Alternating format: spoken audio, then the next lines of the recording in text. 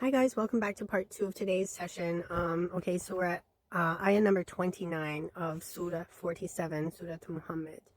Bismillahirrahmanirrahim. Or do those with sickness in their hearts think that God will not be able to expose their malice? Had he willed, he could have truly shown them to you, O Prophet, and you would have certainly recognized them by their appearance. But you will surely recognize them by their tone of speech. And Allah fully knows your doings, O people. We will certainly test you, believers, until we prove those of you who truly struggle in God's cause and remain steadfast, and reveal how you conduct yourselves.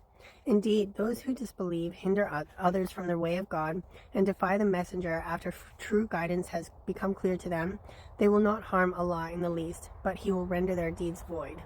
O believers, obey Allah and obey the messenger, and do not let your deeds be in vain.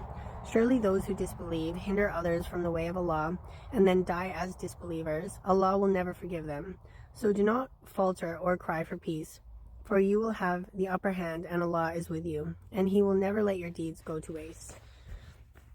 This worldly life is no more than play and amusement, but if you are faithful and mindful of Allah, He will grant you your full reward and will not ask you to donate all of your wealth. If He were to do so and pressure you, you would withhold, and He would bring out your resentment. Here you are, being invited to donate a little in the cause of Allah. Still, some of you withhold. And whoever does so, it is only to their own loss. For Allah is the self-sufficient, whereas you stand in need of Him. If you still turn away, He will replace you with another people, and they will not be like you. Okay, and that's it for Surah Muhammad. So now let's begin Surah number 48, Surah Al-Fatah, the Triumph. That's what it is in English. Okay. أعوذ بالله من الشيطان الرجيم. Bismillahirrahmanirrahim. In the name of God, the most compassionate, most merciful. Indeed, we have granted you a clear triumph, O Prophet, so that God may forgive you for your past and future shortcomings, perfect His favor upon you, guide you along the straight path, and so that Allah will help you tremendously. He is the one who sent down serenity upon the hearts of the believers so that they may increase even more in their faith. To Allah alone belong the forces of the heavens and the earth, and Allah is all-knowing, all-wise. So He may admit believing men and women into gardens under which rivers flow, to stay there forever, and absolve them of their sins. And that is a supreme achievement in the sight of Allah. Also, so that He may punish hypocrite men and women, and polytheistic men and women who harbor evil thoughts of Allah. May ill fate befall them. God is displeased with them. He has condemned them and prepared for them hell. What an evil destination. To Allah alone belongs the forces of the heavens and the earth, and Allah is almighty, all-wise. Indeed, O Prophet, we have sent you as a witness, a deliverer of good news, and a warner, so that you believers may have faith in Allah and His messenger, support and honor Him, and glorify Allah morning and evening. Ayah 10. Surely those who pledge allegiance to you, O Prophet, are actually pledging allegiance to Allah. Allah's hand is over theirs. Whoever breaks their pledge, it will only be to their own loss. And whoever fulfills their pledge to God, He will grant them a great reward. The nomadic Arabs who stayed behind will say to you, O Prophet, we were preoccupied with our wealth and families, so ask for forgiveness for us. They say with their tongues what is not in their hearts. Say, who then can... now Allah is telling the Prophet ﷺ to say this to them in response. Who then can stand between you and God in any way, if He intends harm or benefit for you? In fact, Allah is all aware of what you do. The truth is, you thought that the messenger and the believers would never return to their families again, and that was made appealing in your hearts. You harbored evil thoughts about Allah, and so became a doomed people. Excuse me. And whoever does not believe in Allah and His messenger, then we surely have prepared for the disbelievers a blazing fire. To Allah alone belongs the kingdom of the heavens and the earth. He forgives whoever He wills and punishes whoever He wills, and God is all-forgiving, most merciful. Those who stayed behind will say, when you believers set out to take the spoils of war, let us accompany you. They wish to change Allah's promise. Say, O Prophet, you will not accompany us. That is what Allah has said before. They will then say, in fact, you are driven by jealousy against us. The truth is, they can hardly comprehend. Say to nomadic Arabs who stayed behind, you will be called to fight against people of great might, who you will fight unless they submit. If you then obey, God will grant you a fine reward. But if you turn away, as you did before, he will inflict upon you a painful punishment. Again, actually there are some sects in Islam who actually use certain verses of the Quran and interpret them in such a way that makes them believe that they can actually like unalive other people unless they convert to Islam, which is very un-Islamic and it's not the right way. It's not the right way, but they call themselves Muslims, and they do it in the cause of Islam. They do it in the name of Islam. They do it in the name of Allah. Yeah. So that probably would, ayah number 16, probably might be one of the ayahs that they use out of context and distort, and interpret it in such a way that they believe gives them the right to do something like that. But yeah, again, they're taking it out of context, they're twisting it, and they are not in the right way at all. Okay. Ayah 17. There is no blame on the blind or the disabled or the sick for staying behind, and whoever obeys Allah and his messenger will be admitted by him into gardens under which rivers flow. But whoever turns away will be subjected by him to a painful punishment. Indeed, Allah was pleased with the believers when they pledged allegiance to you, O Prophet, under the tree. We knew that what was in their hearts, so he sent down serenity upon them and rewarded them with victory at hand, and many spoils of war they will gain, for Allah is almighty, all-wise. Allah has promised you believers abundant spoils, which you will gain, so he hastened his truce for you, and he has held people's hands back from harming you, so it may be a sign for the believers, so he may guide you along the straight path. And there are other gains which are beyond your reach that Allah is keeping in store for you. Your God is most capable of everything. Ayah 22. If the disbelievers were to fight you, they would certainly flee. Then they would never find any protector or helper. This is Allah's way, already long established in the past, and you will find no change in God's way. He is the one who held back their hands from you and your hands from them in the valley of Hudaybiyah near Mecca after giving you the upper hand over a group of them. And Allah is all-seeing of what you do. They are the ones who persisted in disbelief and hindered you from the sacred mosque, preventing the sacrificial animals from reaching their destination. We would have let you march through Mecca had there not been believing men and women unknown to you. You might have trampled them underfoot, incurring guilt for what you did to them unknowingly. That was so God may admit into his mercy whoever he wills.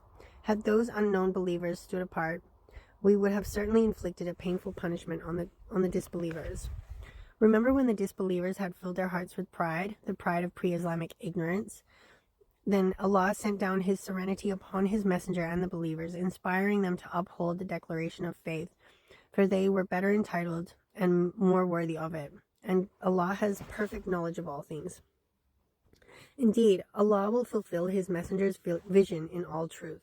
God willing, you will surely enter the sacred mosque in security, some with heads shaved and others with hair shortened, without fear.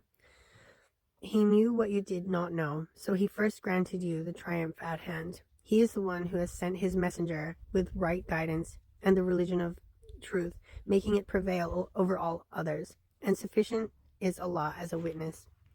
Muhammad is the messenger of God, and those with him are firm in the disbelievers and compassionate with one another. You see them bowing and prostrating in prayer, seeking Allah's bounty and pleasure. The sign of brightness can be seen on their faces from the trace of prostrating in prayer. This is their description in the Torah, the Jewish holy scripture. And their parable in the gospel is that of a seed of sprouts. It's a seed that sprouts its tiny branches, making it strong. Then it becomes thick, standing firmly on its stem, to the delight of the planters. In this way, Allah makes the believers a source of dismay for the disbelievers. To those of them who believe and do good, Allah has promised forgiveness and a great reward. Okay, and that's it for Surah Al-Fatih. Let's begin Surah number 49. It's called Surah Al-Hujurat. Surah Al-Hujurat, which means the private quarters. Okay. Bismillahirrahmanirrahim. In the name of God, the most compassionate and most merciful. O believers, do not proceed in any matter before a decree from Allah and His Messenger, and fear God. Surely Allah is all-hearing, all-knowing. Sorry, I keep switching between God and Allah, God and Allah, God and Allah, because in this book, it's translated into English, and it only says God. It doesn't mention His name, Allah, anywhere throughout the book, but I like to say Allah instead of God. So sometimes when I read it, my mind translates it to Allah, but sometimes it doesn't. So I apologize. I'm trying to remember to do it every time, but it's not happening. Okay, Ayah 2. O believers, do not raise your voices above the voice of the Prophet, nor speak loudly to him as you do to one another, or your deeds will become void while you are unaware. In number 3, this Ayah number 3, this one that I'm about to read, I believe, correct me if I'm wrong, guys, if you know, is written above the tomb, I guess you could call it, of Rasulullah sallallahu alaihi wasallam, Prophet Muhammad, peace be upon him, and his family, where he's buried in Mecca, or is it Medina? Excuse me, sorry. He's buried in Medina, I think, yeah. And yeah, so he's buried, and then Abu Bakr is next, may Allah always be pleased with him, is next to him, and then after that is Umar ibn al-Khattab, may Allah always be pleased with him. They're buried side by side, and then on his other side is the house of Fatima, the Zahra, the daughter of the Prophet, peace be upon her.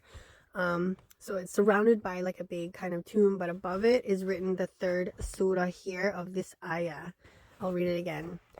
Indeed, those who lower their voices in the presence of Allah's messenger are the... I didn't even read it first time, sorry.